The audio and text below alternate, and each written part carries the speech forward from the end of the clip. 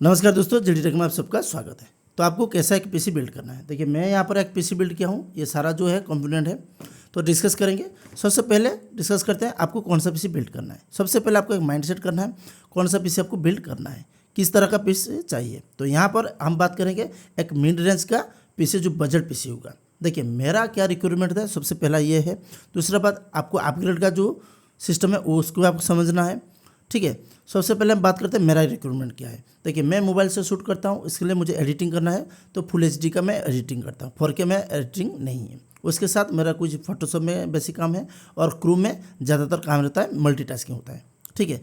यहाँ पर मान लीजिए मुझे i5 का जो 12400F जो बेस्ट प्रोसेसर माना जाता है, उसके साथ आपको ग्राफिक कार्ड लगाना है, ठीक है। अगर ग्राफिक कार्ड लगाओगे तो ग्राफिक कार्ड का एक अलग सा 18,000 20,000 रुपये आपको देना पड़ेगा। तो यहाँ पर कॉस्ट बहुत ज़्यादा आपको मिल जाता है। तो मैं सोचा कि उसी कॉस्ट को जितना भी आप ग्राफिक कार्ड लगा रहे हो वो मुझे हाई हो जाएगा, मतलब वो बेस्ट तो है, मुझे इतना नहीं चाहिए बेसिक एडिटिंग के लिए, उतना मुझे नहीं चाहिए, मेरा बजट कम है। इसलिए मैं सोचा कि राइजन जो 8500 जो ये था हमारा 8500, देखिए यहाँ पर हमारा राइजन 5 का 8500।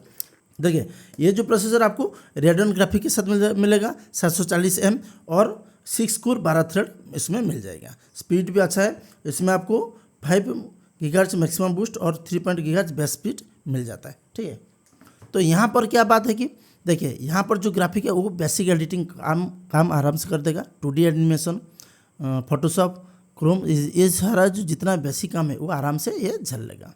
तो मुझे ये लगाना है क्योंकि इसका जो कॉस्ट है 3,000 रुपया एक्स्ट्रा मुझे जा रहा था, और मदरबोर्ड, इसका जो मदरबोर्ड है इसमें मुझे एक्स्ट्रा 1,000 रुपया जा रहा था, तो मुझे एक्स्ट्रा 4,000 रुपया जा रहा है। अगर मैं ग्राफिक कार्ड लगा दूंगा तो यहाँ पर मुझे 18,000 रुपया जाएगा। अगर मैं 10,000 या 12,000 का ग्राफिक कार्ड लगाऊंगा तो अगर कंपेरिजन करेंगे दोनों ही का सेम है, वहाँ पर मुझे 10,000 रुपये जाएगा, यहाँ पर मुझे 4,000 रुपये में आराम से हो रहा है, ठीक है।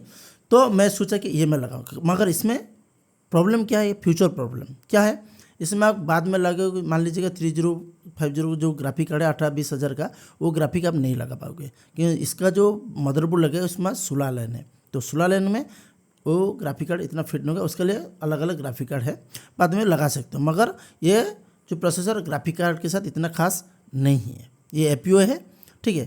तो आपको क्या करना है, बेसिक काम है, जैसे मैं बोला इस तरह का कोई काम है, बेसिक काम है, 2D एनिमेशन, फोटोशॉप वगैरह काम है, तो आप इस प्रोसेसर के साथ एक्स्ट्रा ग्राफिक आपको नहीं लगाना है। अगर आपको 4K वीडियो शूटिंग करना है, हार्ड कोर गेमिंग करना है, तो इस प्रोसेसर को भूल जाइए। 12400F जो प्रोसेसर है वो आपको लगाइए, उसके साथ हैवी ग्राफिक कार्ड लगाइए, 18,000 रुपये एक्स्ट्रा आपको जाएगा। अगर गेमर नहीं हो, बेसिक एडिटिंग हो, ठीक है, मोबाइल में शूट करके, तो ये प्रोसेसर आराम से आपको झल लेगा, तो इस प्रोसेसर के साथ जाइए। अगर देखिए ये प्रोसेसर जब लोगे उसके साथ जो आपको मदरबोर्ड होगा वो आराम से जो सपोर्टेड मॉडल वो ऑटोमेटिक लगना है। तो मैंने यहाँ पर लगा था B650 गीगाबाइट का, आप MSI का भी लगा सकते हो, तो मेरा लोकल पर MSI का अवेलेबल नहीं था, तो इसलिए मैं गीगाबाइट के लगाया हूँ, ठीक है।